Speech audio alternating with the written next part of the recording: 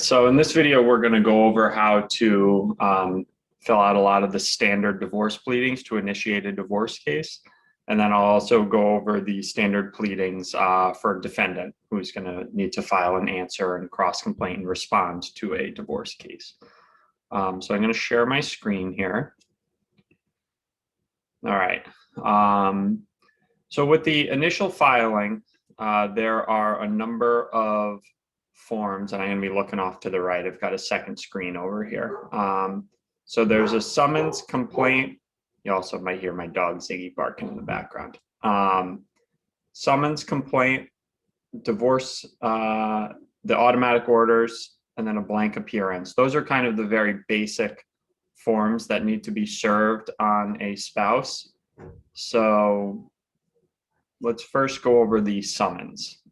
So the summons form, we'll start at the very, or let's start at the judicial district. So depending on the town you live in, that's going to dictate the judicial district that you have to file the case in. So a good way to figure that out is which judicial district it is. Go to search Connecticut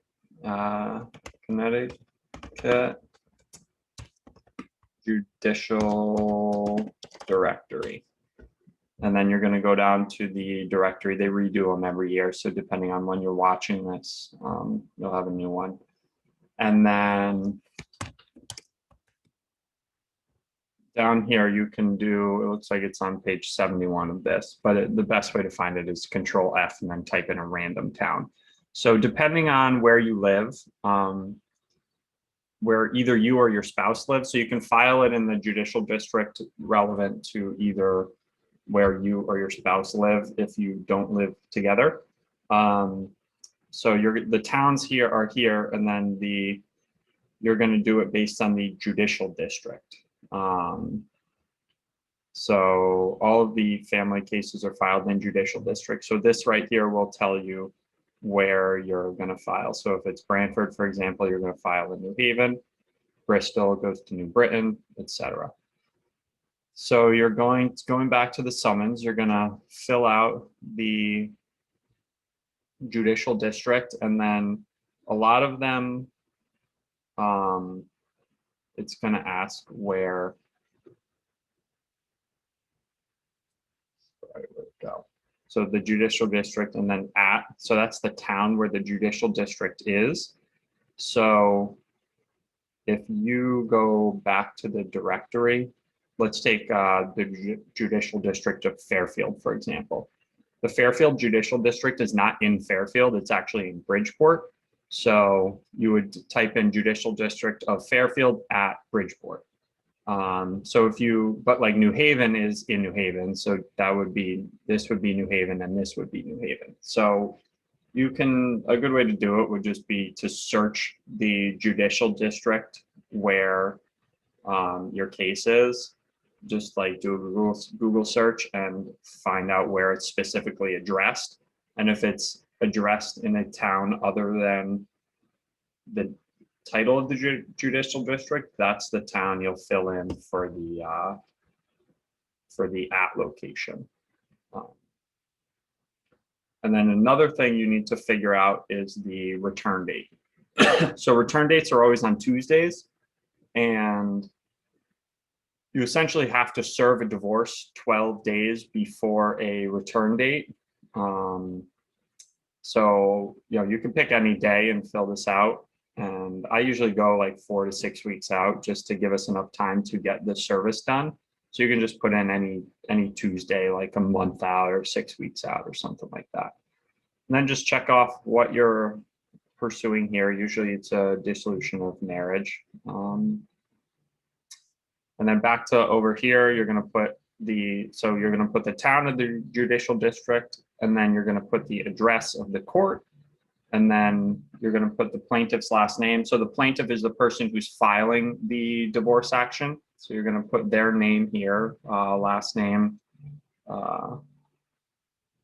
comma, first name, and then the plaintiff's address, and then defendant's last name, first name, and the defendant's address.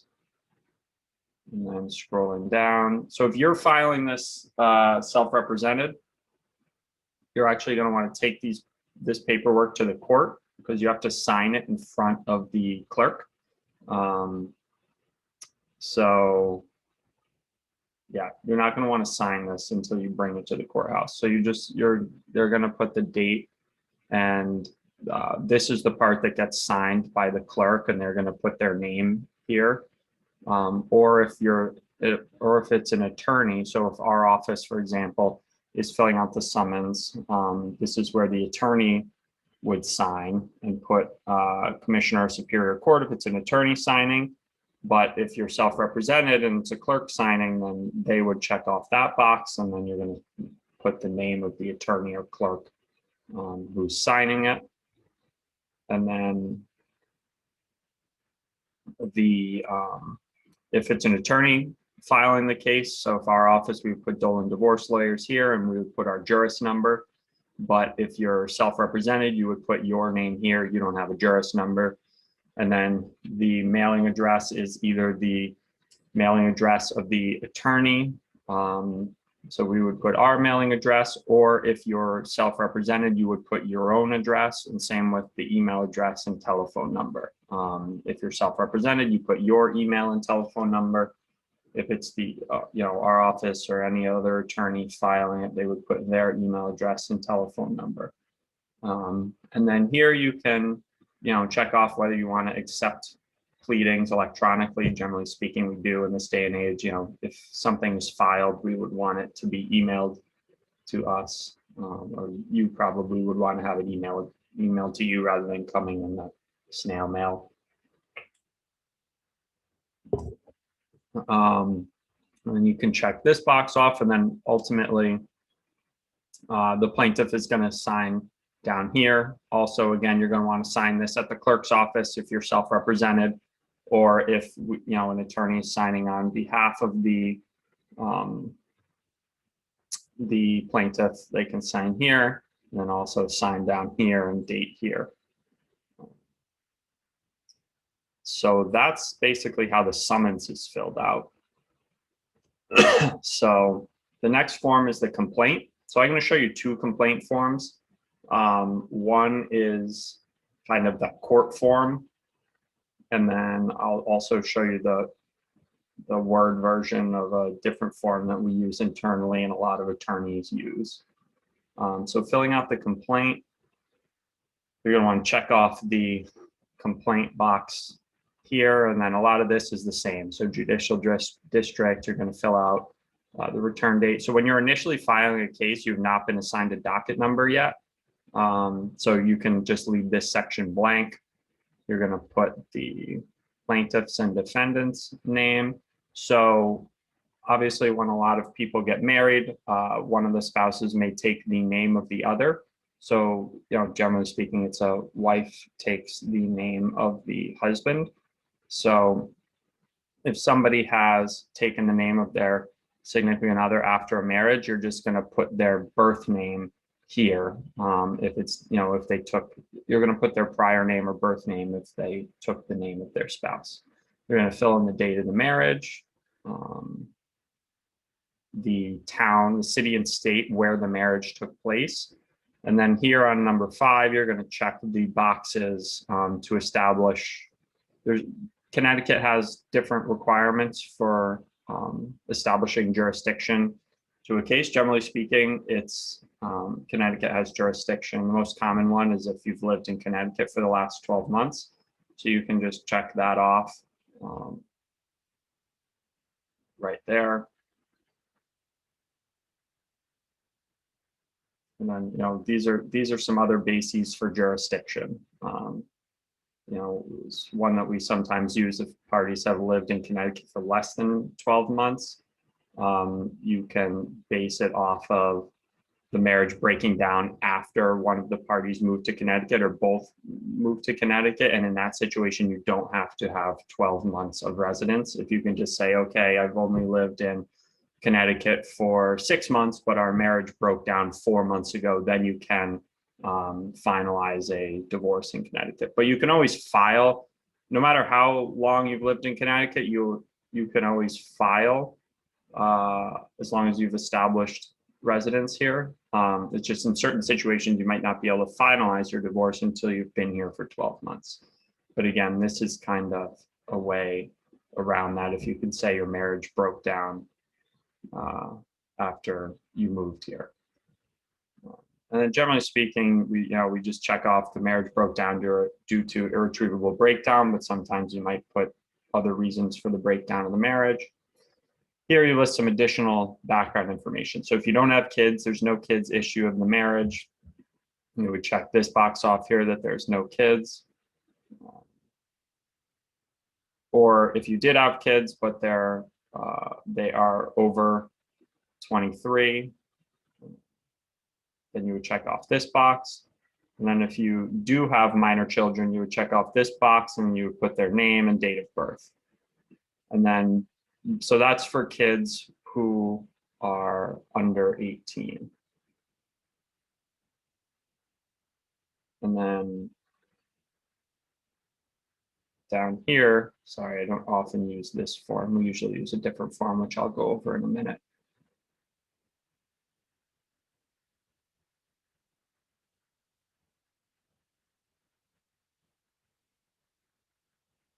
So, so I think under this line,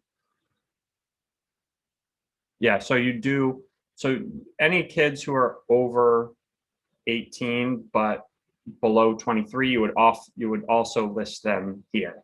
So you check off any boxes that are relevant here, and you put any children who are under 23 here also, because the court does still have to deal with certain issues for kids who are under 23. The most common one is post-secondary educational support, which is basically college support. So if a kid's 19 years old, the court can still enter orders for contribution to college. So there's no more child support. Child support generally ends at 18. It can go a little bit longer in certain circumstances, but the court does still have to deal with paying for college if a child is below 23. So that's why you also have to list kids who are under 23. And then this is where you list children who, one of the parents has had outside of the marriage. And then in this section 11, you list any, let me just double check.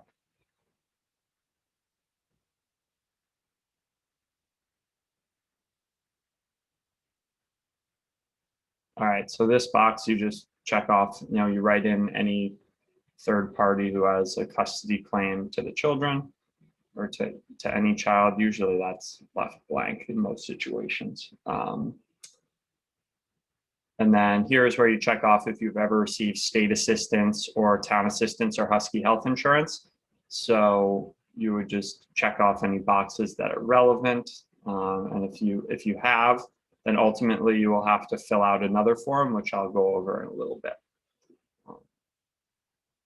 Now, if either party is pregnant when this case is initially filed, you check that off in number 13. And then you check off any relevant boxes here. And then if you've received any assistance from any specific town, that's usually pretty uncommon. It's usually state assistance or Husky health insurance. But if it's any town assistance, you would put that in box number 14. And then again, I'll go over the form that you have to fill out a little bit later. And then you check off any boxes that are relevant here. You're always generally looking for a divorce. You're always looking for a division of property and debts. Even if it's just personal property, there's not a lot of assets. You would check that box off. If you're looking for alimony, you would check that off. Child support, check this box off. Again, if you're looking for a college support order, so if you have kids under 23, you might be requesting that.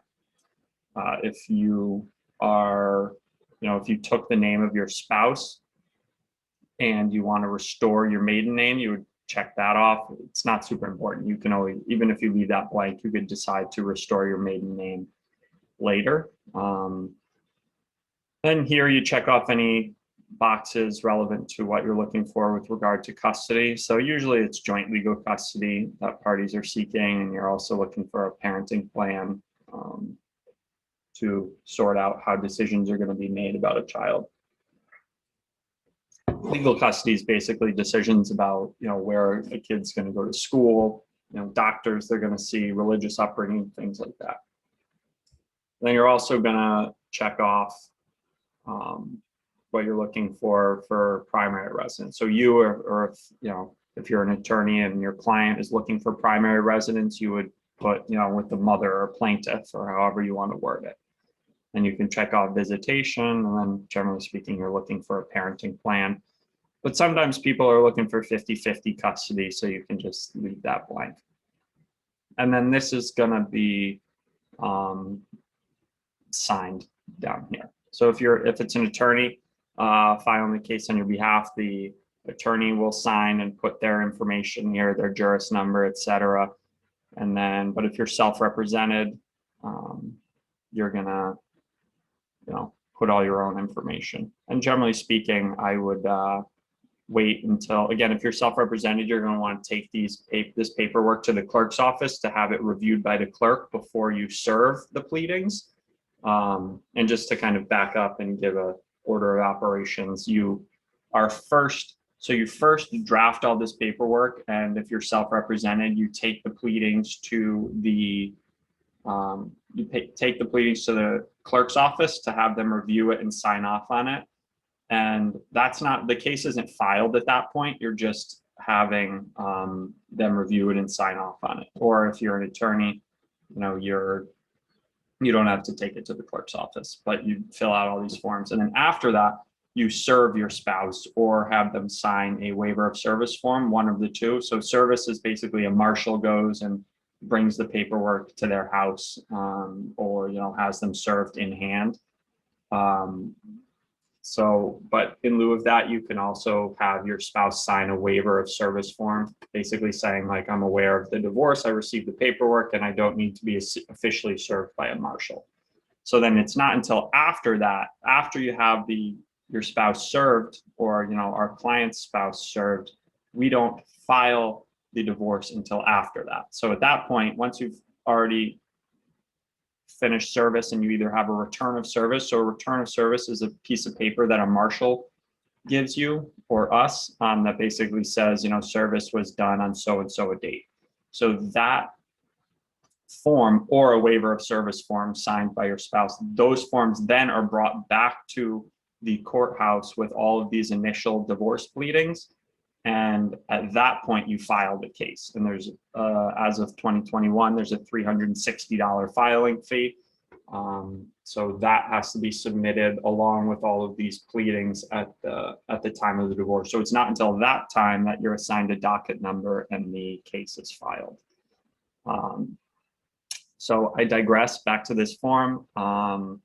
If you're filing this as a complaint, you can leave all this stuff blank.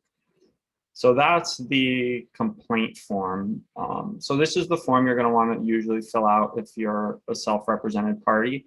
Now, internally at our office, and a lot of attorneys will fill out their own kind of custom complaint form. I think it's probably, if we're being honest, just because it looks fancier maybe. I don't really know, but it's got a lot of the same information. So the return date would be filled out here, and then the Superior Court, the Judicial District, and then again, this is the at part, so it's the town where it takes place, and then right down here, the date is filled out. And, you're going to write that it's a complaint, and then you're going to put, the plaintiff whose maiden name was blah, blah, blah, fill in the blank, and the defendant were intermarried on, and then you're going to put the date, and then and then the city and state. Obviously, this doesn't have to be Connecticut. They might have been married in another state. And then you would put the basis for Connecticut having jurisdiction. So usually it's the fact that they lived in Connecticut for at least 12 months, but there could be other bases for jurisdiction, which are kind of listed right here. So sometimes a different basis is filled in. Then we just put that the marriage is broken down irretrievably with no hope of reconciliation. And then you're going to put the children information. So this may say that there are no children born issue of the marriage, but basically you would put, you know, the number of minor children who are under 18 here, and then you would want to fill in the name and date of birth. And then you would put any other children who are between 18 and 23 and put them here. And then you could say there are no other children born to the plaintiff. Obviously, that may be defendants sometimes since the date of the marriage. So yeah, but sometimes these sections, obviously, if there's no kids, these sections won't be here, and it'll just say no children have been born to either party since the date of the marriage. And then down in this section, you're going to put whether or not anybody has received state assistance, Husky health insurance, town assistance, anything like that. And then these are the claims for relief. So you can really use any of these or add additional ones. Usually you're looking for a divorce, dissolution of marriage. You can indicate whether you're looking for joint or sole legal custody, or whether our client is looking for that, who's looking for primary residence, or just put shared physical custody if that's what you're looking for. And you can put alimony, if any, child support, if any. Usually this is going to be here. You're looking for a division of real and personal property. If there's kids and you're looking for an order regarding post-secondary educational support, you fill that in. And then this is kind of a catch-all that we generally put. So that's how the complaint is filled out. And then you're just going to have to sign put your client's name here, whether the plaintiff or the defendant, and then just put your signature line here. So that's the complaint form in either the court-appointed form or the fancy attorney form that we use to make ourselves look fancy, basically.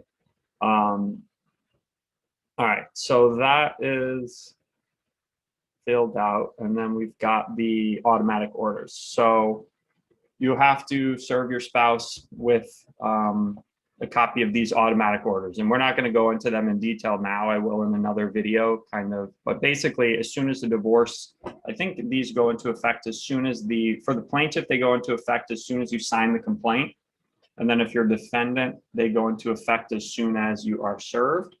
But it's basically a bunch of rules that are court orders that are in place while the divorce is pending. And again, I'll get into that in more detail. So here, you're going to basically you're just basically going to write in a date that's 30 days after the return date. So you have to fill that out. And then you also have to fill in the case management date.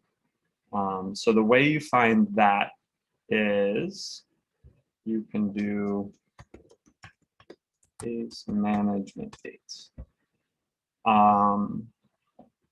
And you're going to click on the judicial website. So these are generally updated every year.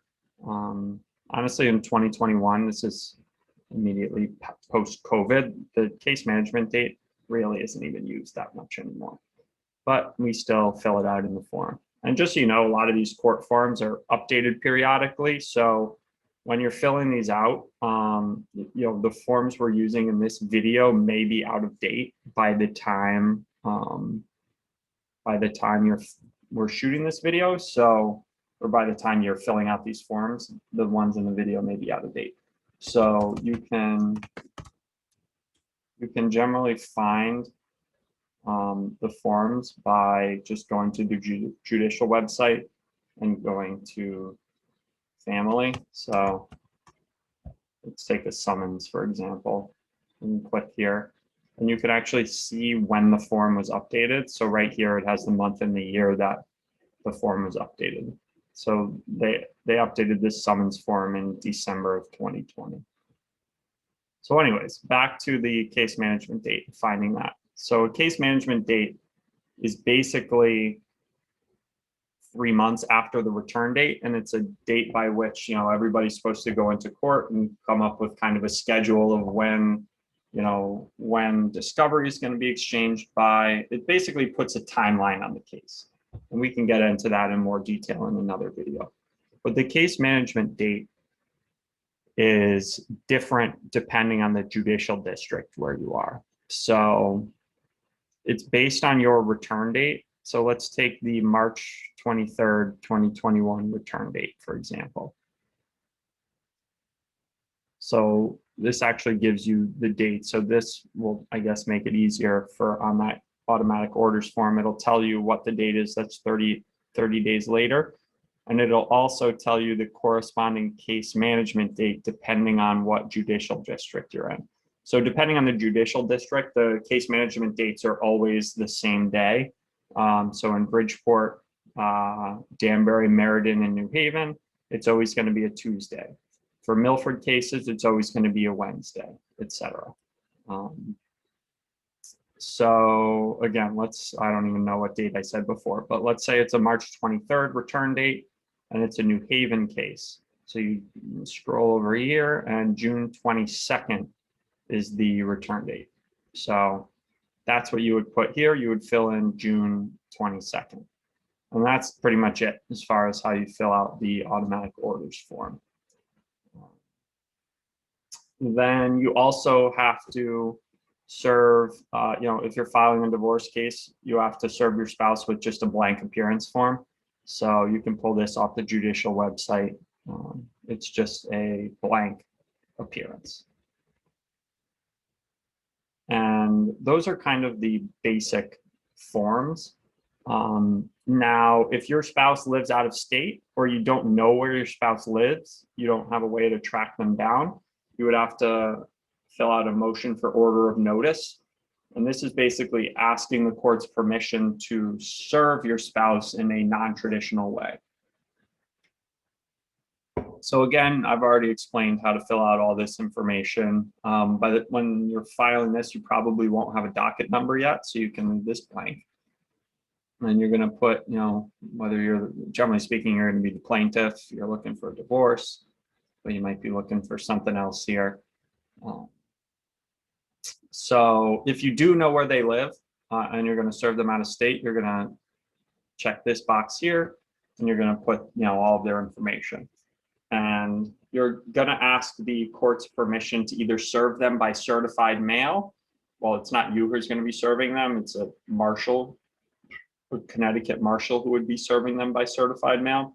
Or you're asking for the court's permission to have them served by whatever means of service is done in divorce cases in that state per that state's rules. So let's start with the certified mail. So if you're asking that if you're going to decide to serve them by certified mail, then you basically, you know, fill out this motion and, you know, you would be bringing it to the courthouse with the filing of the initial case. And you know, if this is granted, generally speaking, your motion for order of notice is going to be granted. You'll be granted permission to serve them out of state. What you're going to do is you're going to give the paperwork to a marshal in Connecticut. And they would actually mail it certified mail to your spouse. And then they'll give you a return of service that says, you know, I sent it by certified mail on so-and-so a date. And then they will also give you the green card, you know, that says that your spouse signed for it. And really the return of service is only any good if your spouse signed for the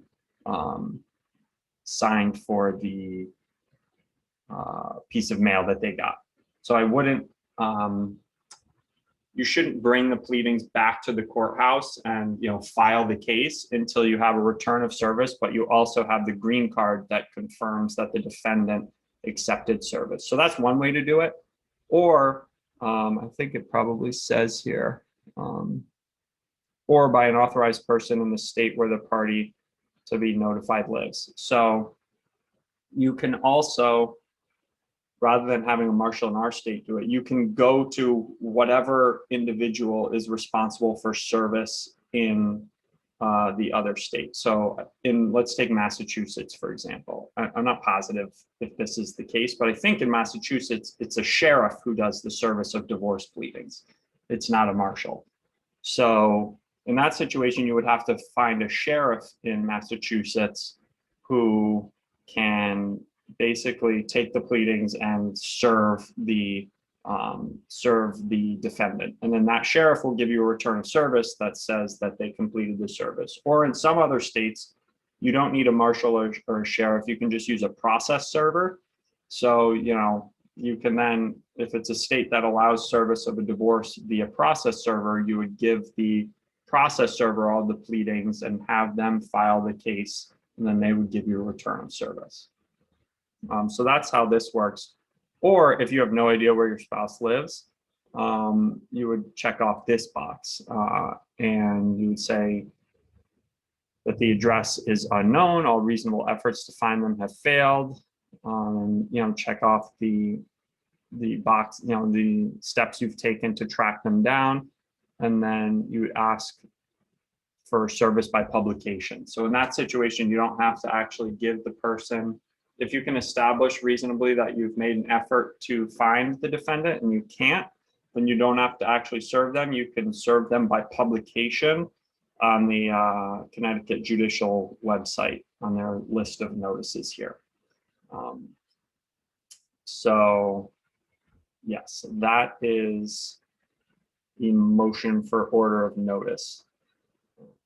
You don't have to say that. And then we will go over the waiver of service form very quickly. So rather than serving the defendant, you want to have them sign a waiver of service, you would give them this form, and so the defendant would put their name here, indicate that they're the defendant, and then they would take this form to get notarized. They print their name here. Obviously maybe not obviously, but they shouldn't sign the form until they're in front of a notary. That's when you're supposed to sign it. So the defendant would take, this form to a notary, sign it, and then give it back to you if you're self-represented, or to our client if it's us who's handling it or another attorney who's handling it. They would give it to the client. Client would give it back to us, and then basically this waiver of service would be filed in lieu of the return of service. So once you have the waiver of service form, you can then go ahead and file the divorce. So we've got that. Then there's this certification of notice form. So if, as I mentioned before, if either party has received state assistance or Husky health insurance or assistance from any town, then you actually have to fill out this form and mail it to, or you have to file this with the court. So this basically gives instructions. You have to mail or deliver a hard copy of the summons and complaint, or custody application if it's a custody case, or you have to send the automatic orders. You basically have to send certain pleadings to the Attorney General, or if the assistance was provided by a town, you have to send it to the town clerk's office. So you have to mail them those forms, and then you have to fill out this form and file it with the court, at the time of the divorce action being filed. I think you can actually also file this form after the divorce is filed. I'm not positive about that. But you just fill out all this basic information. You check off the boxes that are, what was sent out. And then you put, generally speaking, this is going to be the Attorney General that it's sent out to. But if it's town assistance, you're going to put that here. You can put the date it was sent out, etc., and then sign down here. So if it's our client or the client of an attorney, you're going to put your name information here. Or if you're self-represented, you're going to put your own information here. So that is the certification of notice. Again, this is the only form that's filed with the court. Everything else is just mailed to the Attorney General or town clerk's office. So those are really the standard pleadings for a plaintiff in a divorce. Now, there are some other pleadings that you may want to file if you're a defendant. So if your spouse has served you with divorce papers, or our client has been served with divorce papers, then we are going to want to file an answer and a cross complaint. So again, this can either be done on the court form or on a different like Word document custom form. So if you're doing it on the standard court form, it's actually the same form as the divorce complaint, but you would just check off the cross complaint. And you're going to fill out a lot of the same information. By this time, there will be a docket number, so you're going to want to fill in the docket number. But you're going to otherwise fill out all the same information and, put the basis for jurisdiction, the background of, the kids who are involved, the relief that's being sought, and then, sign it down here. And then you're going to also put a certification. So you're going to put the date. So whenever a pleading is filed, after the case has been initially filed, whenever you file anything with the court, you actually have to send a copy to all of the parties who are involved in the case. Anybody who has an appearance in the case on the judicial website has to receive notice of anything that's filed. So the way you can look up who has an appearance in the case, you go to the judicial website, and then let's look this up and put in a random name. Let's find a family case. All right. So basically, these are the people who have an appearance in the case. So if you're Jane Smith filing a answer and cross complaint, well, it would actually be John Smith because he's the defendant. So if you're John Smith filing an answer and cross complaint, you have to put in the information of Jane Smith. You have to give them notice of anything that's filed. Sometimes there will be additional parties here, like if there's a guardian ad litem in the case, then you have to give them notice as well of any pleadings that are filed. So that is going to be filled in. You're going to put the date that it was sent out. You're going to want to send it out at the same time it's filed. And you're going to put the information of the person who's receiving notice. And then you're going to sign down here. Or you can do it. So that's the court form. Or you can do it on the custom form where you're just going to put a lot of the same basic information down here in the cross complaint section. The only difference is you're putting an answer also, which is not all that important. Usually you're just admitting all the material allegations contained in the complaint. So if you look at a complaint here and you agree with everything in lines 1 through 7, you would just put that you agree with everything contained in paragraphs 1 through 7. Now, sometimes you may not agree. They may put a they may say the marriage is broken down due to the fault of the defendant or something. In that case, you would just put in it, you would say that you agree with the paragraphs that you agree with, but you deny the allegation in paragraph 4 or whatever that says that it was the fault of the defendant. And then, you're going to fill out a lot of the same basic information. And you actually have to also put a certification of service. So because the case is already filed, this is what I explained before, that you have to send a notice to the people who have an appearance in the case. So you would just type in their information here. And, usually I send it by email. So I just put via email to, and then type in their email address. So, this probably shouldn't say mailed or fax. You might just sent. So that's the answer and cross complaint. And then also, in addition to that, if you're the defendant, you're also going to need to fill out an appearance. So this is the blank form that you receive. So if you're an attorney, or we'll just go through the form. So you put the docket number of the case, you put the name of the case, so plaintiff and defendant. you put the judicial, if it's, it's always going to be judicial district in a divorce case. And then you just put the address of the court. You can leave the court date blank. Then if you're self-represented, you're going to put all your information in here. But if you are an attorney, you're going to put all, our office, we would put all of our information here. Or if, if you don't work for our office, you would put your own attorney information here. And then you would put that you represent the defendant. And sometimes you're filing the appearance in place of somebody else. So if you're a attorney for a defendant, and let's say you're taking over for another attorney, or let's say the person was self-represented before and you're now filing your own appearance in lieu of the self-represented person, you have to put that information here. So my computer's dying on me, so I'm going to unplug my second monitor. Hopefully it stays alive for the rest of this. So then you just put, if you agree to accept papers electronically, generally speaking, you're going to put yes. You're going to put the name of the person signing. So if you're self-represented, you're going to put your own name. If you're an attorney, you're going to put your name there. And then the date signed. And again, this is the certification page. So this is what's being sent to, you're going to put who the parties are, who already has an appearance. Generally speaking, it's going to be the plaintiff, and you're going to sign here.